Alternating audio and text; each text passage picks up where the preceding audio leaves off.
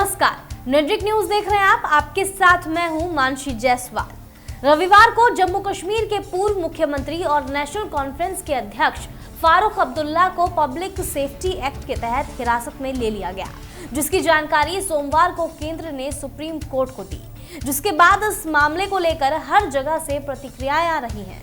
आपको पता हो कि इस एक्ट के तहत किसी को भी बिना कोई सुनवाई के 2 साल तक हिरासत में रखा जा सकता है, जिसके तहत फारूक अब्दुल्ला को हिरासत में ले लिया गया है। खबर में आगे बढ़ें इससे पहले अगर आपने चैनल को सब्सक्राइब नहीं किया है तो सबसे पहले चैनल को सब्सक्राइब कर लीजिए। इसके साथ ही बेल आइकन को भी जरूर दबाएं, जिससे हर अपडेट आप तक समय पर पहुंच पाए। बढ़ते हैं खबर की ओर। केंद्र के इस फैसले के बाद विपक्ष ने सरकार पर हमला बोल दिया है। केंद्र सरकार के इस फैसले को देखते हुए हर मुद्दे पर खुलकर बोलने वाले और मुस्लिमों के हक के लिए आवाज उठाने वाले all India Muslim personal law board के अध्यक्ष असदुद्दीन ओवैसी ने फारूक अब्दुल्ला की हिरासत पर सवाल उठा दिए हैं। ओवैसी ने फारूक की हिरासत पर सवालिया निशान खड़े करते हुए सरकार पर जमकर हल्ला बोल दिया है। आपको बता दें कि हैदराबाद से सांसद असदुद्दीन ओवैसी ने सरकार पर निशाना साधते हुए कह दिया है कि जम्मू कश्मीर से धारा 370 हटाए जाने से ठीक पहले फारूक अब्दुल्ला प्रधानमंत्री नरेंद्र मोदी से मिले थे। पीएम मोदी से फारूक की मुलाकात हुई थी, तो ऐसे में वो देश और आम नागरिकों के लिए कैसे खतरा हो सकते हैं। ओवैसी ने सरकार से सवाल करते हुए कहा है कि आखिर 80 वर्ष के फारूक अब्दुल्ला सरकार के लिए खतरा कैसे बन गए।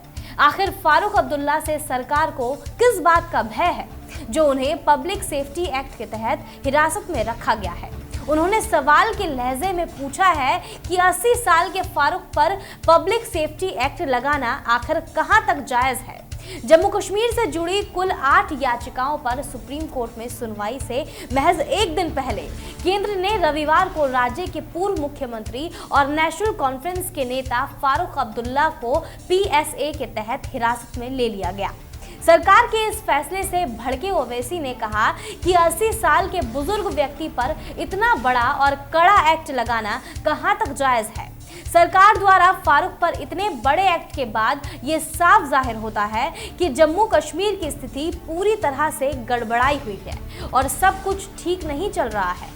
ओवैसी ने केंद्रीय गृह मंत्री अमित शाह की आलोचना करने के मौके को भी हाथ से जाने नहीं दिया।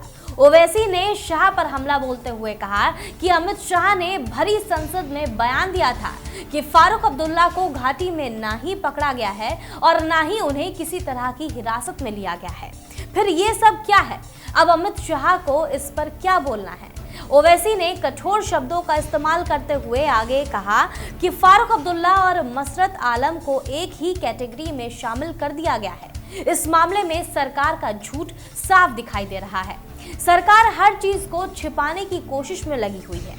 आपको बता दें कि सोमवार को सुप्रीम कोर्ट की तरफ से जम्मू कश्मीर के पूर्व सीएम गुलाम नबी आजाद को कश्मीर में जाने की इजाजत मिल गई है, जिसको लेकर भी ओवैसी टिप्पणी करने से पीछे नहीं रहे।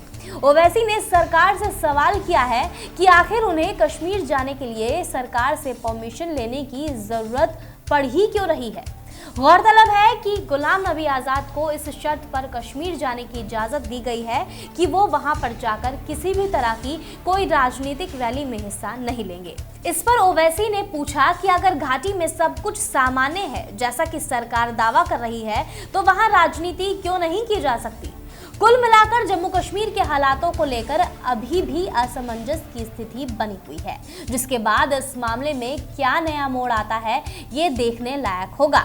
साथ ही ओवैसी के इन सवालों का केंद्र सरकार क्या जवाब देती है ये भी देखना होगा। फिलहाल के लिए इतना ही। ऐसी और वीडियोस के लिए आप हमारी वीडियोस को लाइक और शेयर जरूर करें और चैनल को सब्सक्राइब करना ना भूलें। आप देख रहे हैं नेट्रिक न्यूज, साहस सच कहने का।